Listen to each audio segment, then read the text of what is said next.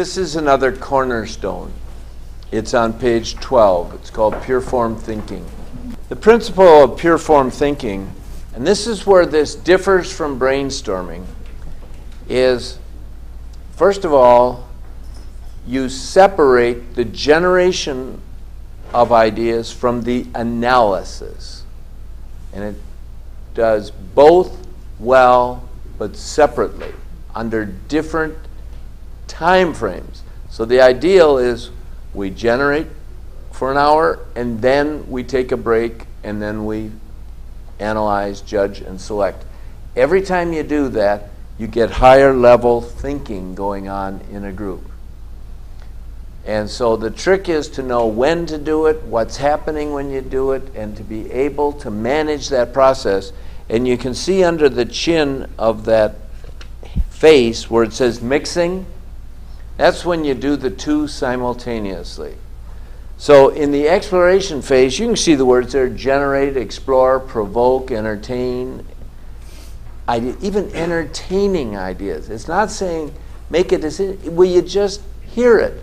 How often have you been in groups where you say, will you just give my idea a consideration? You've seen it. People have an idea half formed on their lips. It's not even out, and the wrath of God comes down upon them, ripping them to shreds. Am I talking foreign talk? Does this happen in any place? Any of you ever seen that? Once in your life, maybe? Yes, sit there, blasting it out of the air. What's that? People do it. Yeah, it's like the national sport. And I can tell you how many ideas you would have received, Kaufman's, or you would have received, Amy, if the people were sitting there judging, evaluating, criticizing every idea that came out. None. That's what happens because people begin then to withdraw, they hold back, and especially the bold, fresh ideas won't even reach the breath of fresh air. Because people are going to protect their egos long before they get, they're out there doing things for the organization and the corporation. People aren't stupid.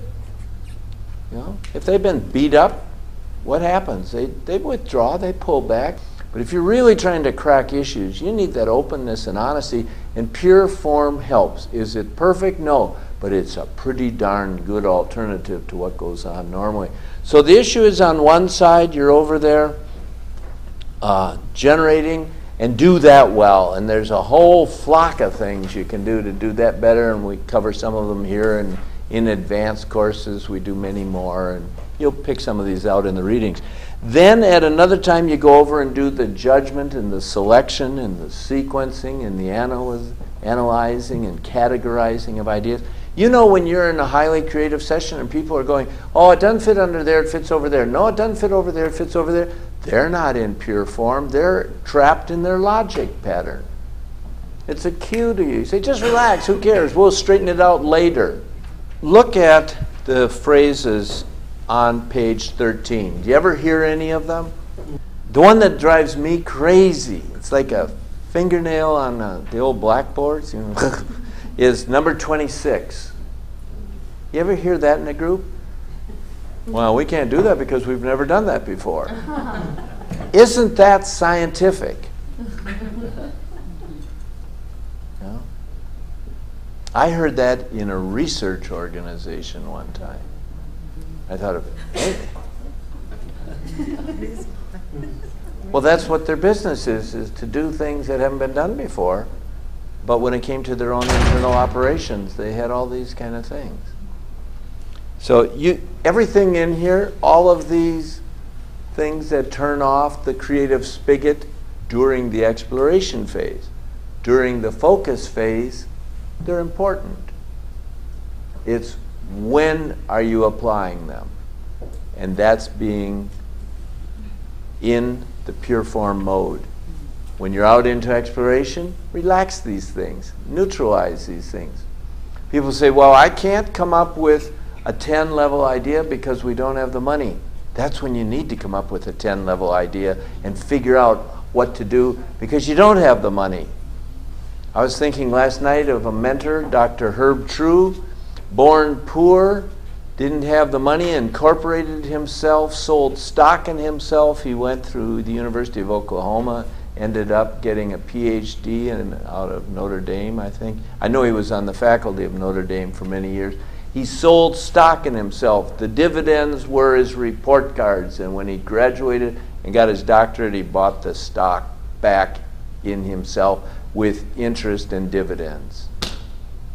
You ever hear of anybody doing that? Born poor, rural Oklahoma? Kind of makes sense, doesn't it? What would if somebody came to you and said, will you buy 300 shares of stock at $1 a piece, and here's what the anticipated return? You'd probably buy it just because they had the guts to try it, wouldn't you? Remember? Is this making some sense? It's a lifestyle. It's not a technique. It's not printing on little cards and pinning them on boards. That's like saying software. You know, a computer is the box. It's in the software. That's the design, and it's in the peopleware. And that's what we're talking about here. Down at the bottom, the nonverbals. I have to tell you, I'm not big on nonverbal communications. Is anybody doing it? Anybody? Oh, don't move. Don't move. Renee, everybody look. See how Renee is sitting? What does that mean? She's closed off. No, she's cold. Okay, well, yeah, in this room it means you're cold. But people will say, if you're sitting like that, it means you're withdrawn, you're psychically not engaged, you're not part of it, you're against us, and all that kind of stuff. As opposed, yeah, well, Brad is, we know, sitting back there. But you know what that could mean? Nothing. It could mean the chair doesn't have arms on it. It could mean you just like to sit that way. It could mean you're cold. To sit here and play amateur psychologist, I think, is really dangerous. It's kind of like give people their space. You know what it means when people roll their eyes in the back of their head? Have you ever seen any of the neuro-linguistic programming? You know, if you roll it back here, it means you're accessing, your right hemisphere. And that. I think unless you are a trained therapist, it's awfully dangerous to go down that pathway. Or this one, you've seen this? You wear glasses like that. They're probably just comfortable on your head. Other people will say, well, it means, your mother stopped nursing you too soon and you're psychically withdrawn. You've heard all that silly, stupid stuff. The real issue is just pay attention to process, give people their space. And when you get into pure form thinking, work to have the environment where people will observe the guidelines, and these little things and whatever you create, but these artifacts help deal with the behavior.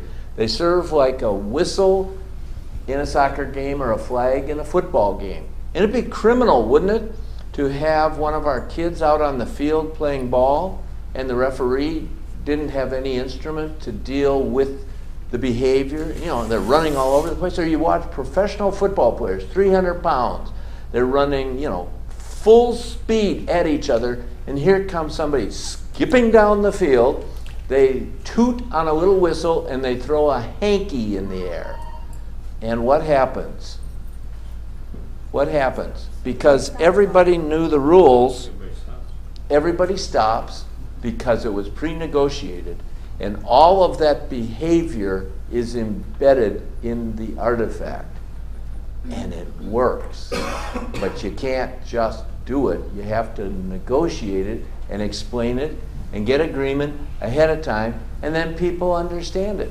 Any of you into the extreme fighting? The extreme, the UFC? Any of you into that? Nobody in the room? Well, these are the people that are just trained animals, and they go out and try and kill each other, and they do some of the most bizarre, brutal things, and they'll get them down almost to the point of snapping somebody's arm off and that, or choking them, and the other person goes like this, and right away the referee, who's normally about your size, dives right on the mess to protect the one who is underneath. And that is, these are trained gladiators, but they have guidelines for their behavior. But people sit in meetings where the combative organizational life goes on without any guidelines. That's why we have them. It's not just something. It's based on pretty solid principles. And the principle of the artifaction. Buckminster Fuller, and have any of you read or studied any of his stuff? One of my favorite quotes is, you don't confront an attitude directly. What you do is create an artifact that instantly neutralizes the previous behavior. The artifact neutralizes the behavior. If everybody knows this and what it serves as, and you apply it, all of the, you'll just see people laugh and relax and they get with it. Same way the flag in the football game.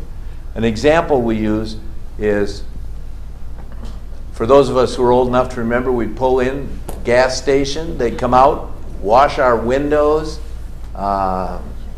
fill up the tank, take our money, go inside. Then the next thing they do, they have us at the tank filling our own gas card, or our own gas tank, remember? And then what do? Remember, before the credit cards, we're filling it to like the $10 or the $20. You don't want to go $20.03. I mean, we're down to 1996, 97, right? Remember that? And then all of a sudden, the artifact of the credit card came on, and you just let it run, don't you? It changed the behavior. The artifact, the invention, changed the behavior of how we deal with. Those who are my age and older, and or close to it in this room, we were raised in the analog time. And those who are younger, who are raised in digital time, because we say things like half past the hour, and our kids say it's 4:26. The attitude towards time has been changed by the artifact. And that's why this works, because it's displacement artifaction.